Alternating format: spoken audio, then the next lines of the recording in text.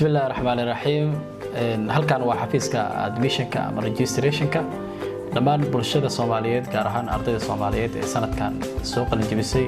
sanadkiisa 2019-2020 waxaan ugu bashaareynaa in xafiiska uu gacmo furan ku soo dhaweynayo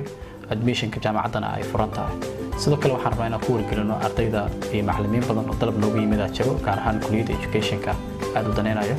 waxaan ku wargelinaynaa bishan laga bilaabo 8aad iyo bisha 9aadba kulliyadda qaybadeeda kala duwan math physics biochemistry iyo islamic study inay free yihiin qofkii doonaya inuu diploma ka qaato qofkii doonaya inuu baad ka qaato iyo qofkii doonaya inuu dhameystiro ama uu bedel xagga uu jaamacadaha kale uu ka wato marka dhamaan ardayda waxaan ku wargelinaynaa insha Allah inay ka faa'iideystaan fursadahaas waxaan rajaynayaa haddii la yiraahdo wixii faahin dheeraad ah inaad kala soo xiriirto doontaan telefoonka shaashada ku qoran